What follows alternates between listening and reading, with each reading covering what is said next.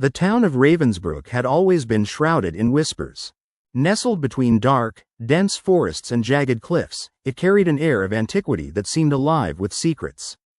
But nothing was as haunting as the abandoned areas on the outskirts, places the townsfolk called the cursed zones.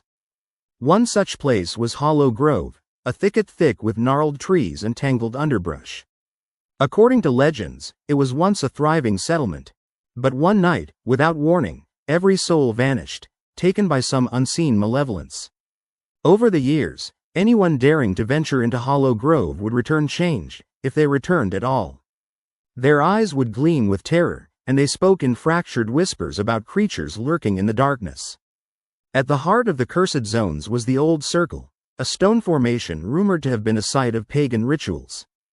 Now, it was a desolate ring of moss-covered rocks, partially buried under the wild growth. Strange symbols were carved into the stones, symbols that seemed to shift and writhe when viewed from the corners of your eyes.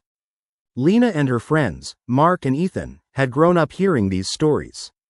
But it was a challenge, their version of daring, when Lena's curiosity turned to obsession. She had read every local legend, every tale of disappearances, and believed the stories were nonsense, ghost stories to scare children.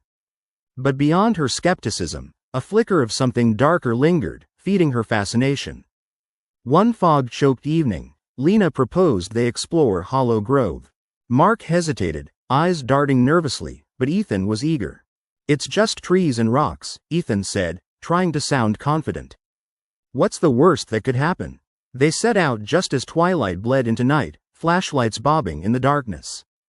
The forest seemed alive with whispers that fluttered just beyond the range of their hearing. As they pushed deeper, the canopy thickened, shadows dancing unpredictably. The air grew colder, and a strange, metallic scent filled their nostrils. Eventually, they reached the Old Circle, a ring of ancient stones, moss-covered and strange in their silent presence. Ethan chuckled nervously. "Well, this is anticlimactic," he said, kicking a stone that shifted under his foot. As the stone clanged against a neighboring one, it revealed a hidden cavity in the earth.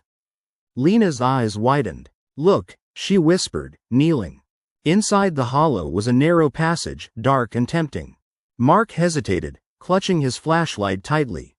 "Are you sure we should be messing with this?" But Lena stepped in first, crawling headlong into the unknown. Her friends hesitated but followed. The tunnel was damp and narrow, twisting into the unknown. The glow from their flashlights flickered against damp stone walls threaded with strange carvings. The same symbols as at the circle, now smeared with something dark and sticky. Suddenly, their lights flickered violently. A harsh rustling echoed from the shadows ahead. Lena's skin prickled with dread. "It's just animals," she whispered, trying to reassure herself. But the whispering grew louder, more insistent, echoing in their minds. Then, from the darkness emerged shapes, twisted figures with elongated limbs and eyes that shimmered with unnatural light, creatures that defied any logic or reality. They moved with jerky, unnatural motions, their whispers turning into incoherent screeches. Panic surged through the group. Lena's heart hammered in her chest. She backed away, but the walls seemed to close in, the passage narrowing. Ethan tripped over a root and fell, crying out. Mark pulled him up just as the creatures lunged forward, their limbs reaching out with claws and teeth. Lena turned and scrambled back toward the surface, her hands slipping on the wet rocks. The creatures' whispers now turned to roar, deafening and furious. Her friends' screams echoed behind her as she burst back into the night, gasping and trembling on the forest floor. She stumbled away, running blindly until she reached the outskirts of the town. Breath ragged, she looked back at Hollow Grove. The trees swayed as if they were watching her, shadows flickering in the moonlight. The next morning, Lena's friends were missing. Only faint traces of blood and torn clothing marked their last location. The town authorities and their parents searched desperately but found no sign of Ethan or Mark. But Lena knew better. What she saw underground was not of this world. From that day on, Lena never spoke openly about Hollow Grove. But sometimes, at night, she would hear faint whispers drifting through her window. Those wretched, incomprehensible sounds that reminded her she had unwittingly entered the domain of cursed creatures. She became haunted, an outsider even among her peers. Her eyes held a shadow of a terror she could never quite shake.